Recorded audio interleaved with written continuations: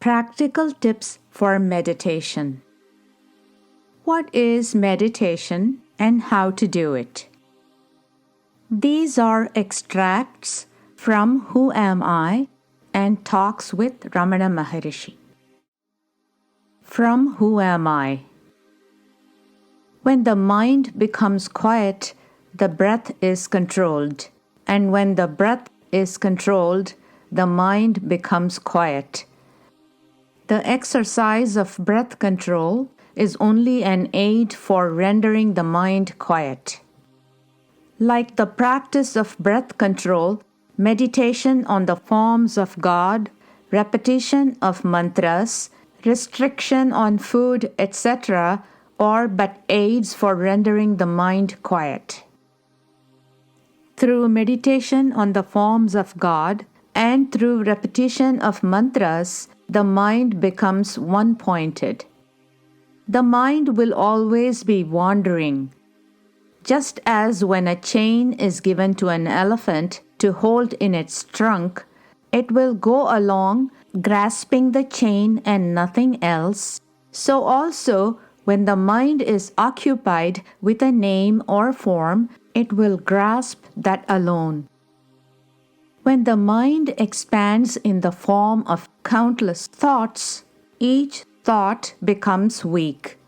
But as thoughts get resolved, the mind becomes one-pointed and strong.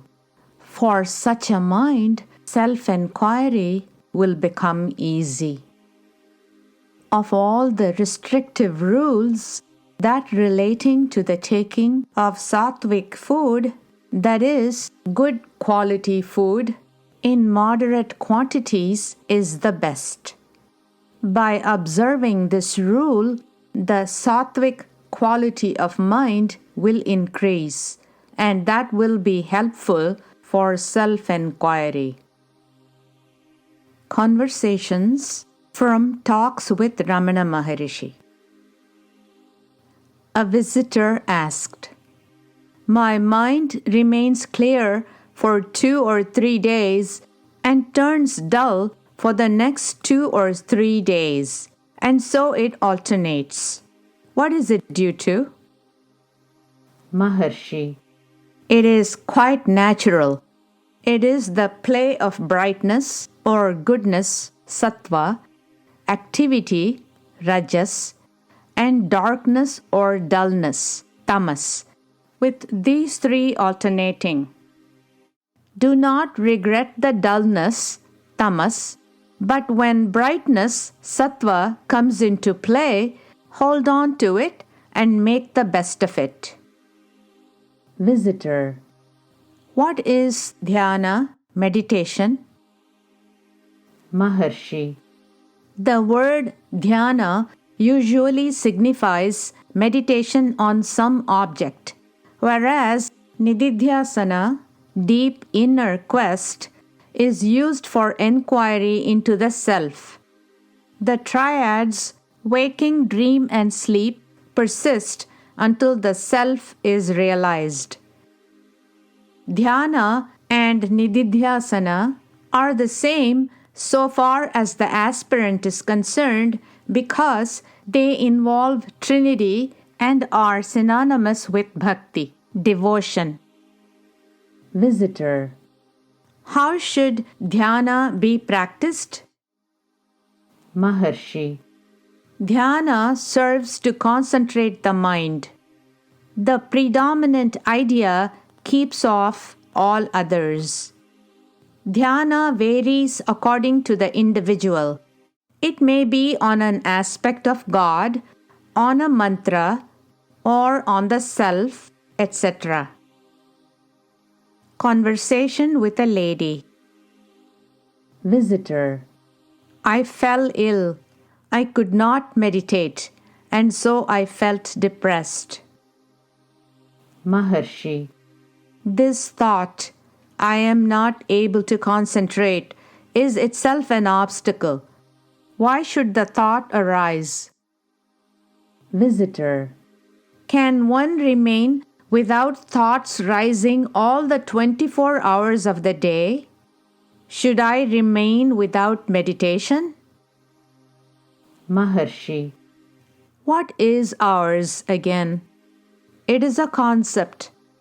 Each question of yours is prompted by a thought. Your nature is peace and happiness. Thoughts are the obstacles to realization. One's meditation or concentration is meant to get rid of obstacles and not to gain the self. Does anyone remain apart from the self? No. The true nature of the self is declared to be peace.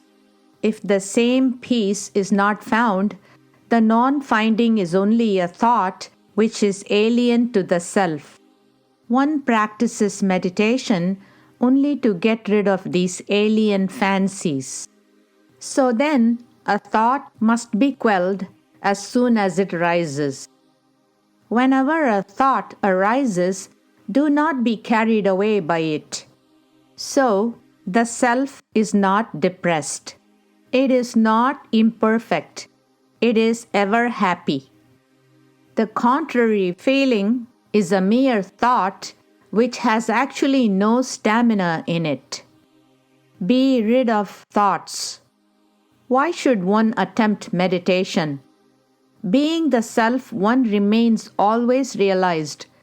Only be free from thoughts. Another conversation. Visitor.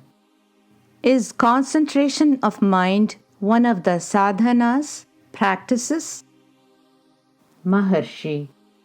Concentration is not thinking one thing. It is, on the other hand, putting off all other thoughts which obstruct the vision of our true nature. All our efforts are only directed to lifting the veil of ignorance.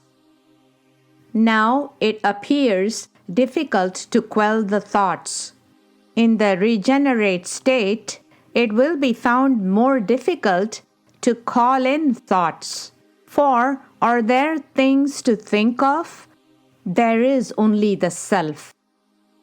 Thoughts can function only if there are objects. But there are no objects. How can thoughts arise at all?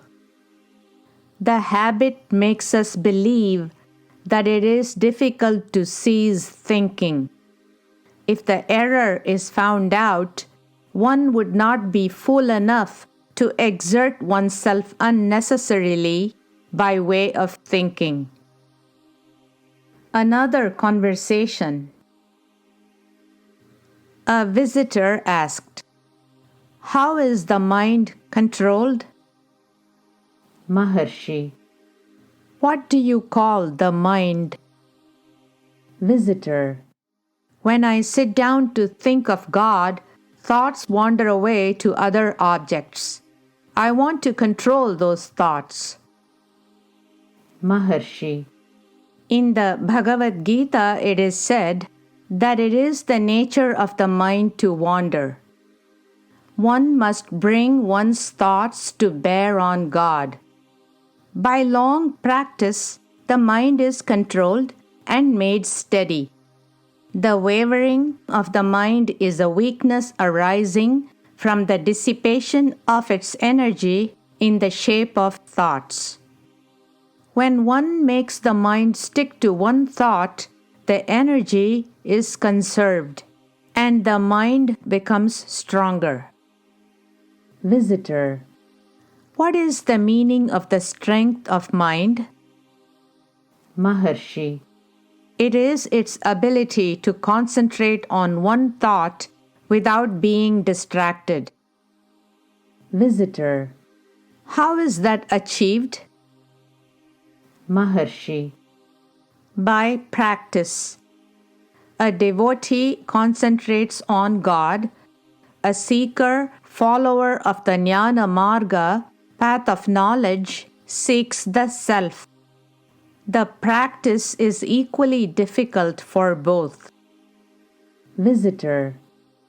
Even if the mind is brought to bear on the search for the self, after a long struggle, the mind begins to elude him, and the man is not aware of the mischief until after some time. Maharshi. So it would be. In the earlier stages, the mind reverts to the search at long intervals. With continued practice, it reverts at shorter intervals until finally it does not wander at all. It is then that the dormant Shakti, power, manifests. The Sattvic, pure mind is free from thoughts, whereas the Rajasic mind is full of them. The Sattvic, pure mind resolves itself into the life current. Another conversation. Mr. and Mrs. Kelly, an elderly couple from America, and others with them, desired to know what they should do to gain concentration in face of discomforts. Maharshi. The discomforts will not worry you if your concentration is right. Do not mind the discomforts. Keep your mind steady in meditation. If you do not have the strength and endurance to bear the discomforts, how do you hope to gain realization of the self? Realization must be amidst all the turmoils of life. If you make yourself comfortable and go to bed, you fall asleep. Face the troubles, but keep yourself steady in meditation. Mrs. Kelly desired to know how she should best learn to meditate. Maharshi. Have you thought of God, His qualities, etc.? Visitor. I have read, talked, and so on about such themes. Maharshi. Well, if the same be revolved in the mind without open expression through the senses, it is meditation.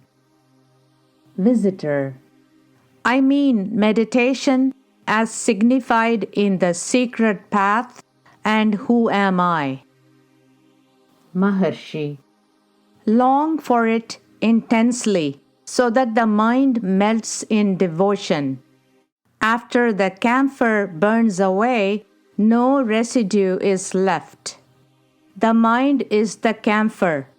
When it has resolved itself into the self, without leaving even the slightest trace behind, it is realization of the self.